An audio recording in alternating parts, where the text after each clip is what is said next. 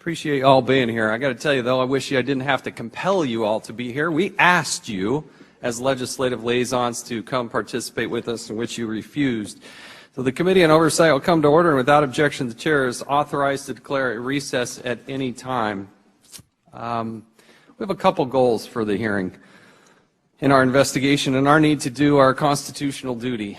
One, the FBI needs to produce its full investigative file to the United States Congress. And I mean the full file, not just the parts the FBI deemed relevant. Right now we only have the 302s handpicked by the FBI. We decide what's relevant, not the Department of Justice, not the FBI. We're entitled to the full file. Two, all unclassified portions of the file should be released to the public as quickly as possible.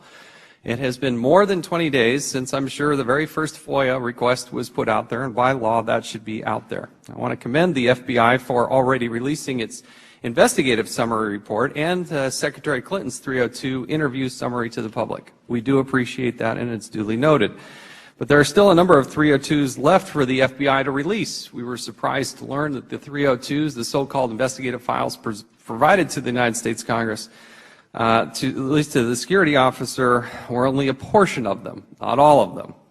And three, all members of Congress should be able to review the entire file. Right now, unless you're part of the Intel Committee, Oversight Committee, the Judiciary Committee, and the Appropriations Committee, these are if you're a member, you have to be on those committees in order to view what is currently in the SCIF. It's unclear to me how the FBI can prevent a member of Congress from seeing what we're already allowed to see by law, yet here they have done so.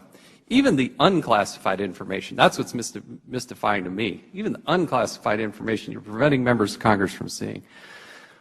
But we do believe we should be able to see the file and the whole file. And it's disappointing that we are here today. We have a number of questions about the redactions, the classifications. I thought a number of those things would best be answered in a briefing. You know, Elijah Cummings, the ranking member here, has made a point on several occasions that rather than just going right into a hearing, let's go to a briefing. We had legitimate questions. We did have this plan for last week. We did have more than 12 members of the Congress show up to have that briefing, and none of you showed up. That's inexcusable. You're the congressional affairs officers. It's your job to talk to Congress. And for some of you, I had to threaten to send a subpoena just to get you to appear today. We did some math. We got 70 of you sitting here. Between your compensation and your benefits package, you make more than $1 million from taxpayers. Taxpayers are paying you more than $1 million. And you won't even come talk to Congress. What do you do all day if you don't talk to Congress? That's your job. So we're going to do that today. And the irony here is we're trying to protect the classified information. I didn't create this mess. Hillary Clinton created this mess. There are years of federal records. Some of it's so classified, none of us in this room should probably see them. Most of it's unclassified. But we have a duty and an obligation to protect that information. I believe that's probably the same goal that you have. But we're going to have a reality check here. She's the one that took the records from the State Department, gave access to people who don't have security clearances. The case is closed. There's no consequences, nobody being held accountable. But we also had an FBI director come and testify that he never looked at her testimony under oath.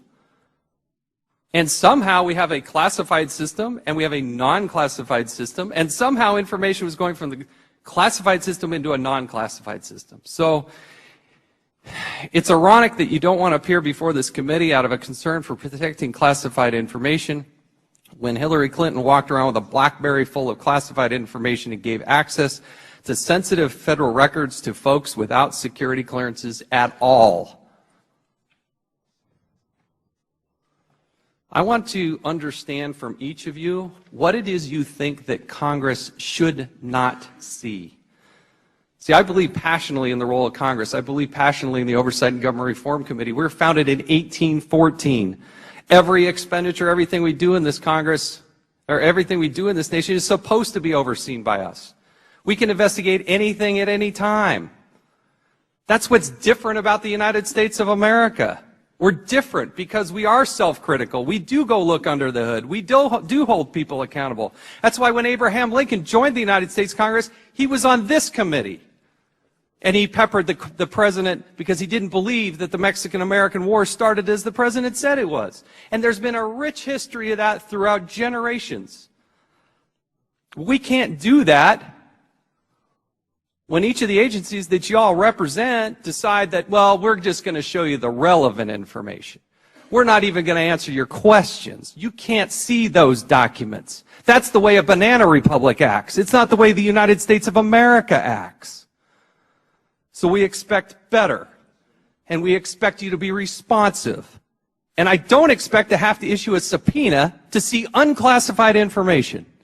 Hi, this is Sharon reporting from Bad News Media. Thanks for subscribing to our channel and giving us a thumbs up. We really appreciate your support. Please feel free to leave us a comment and share this video with your friends. Thank you.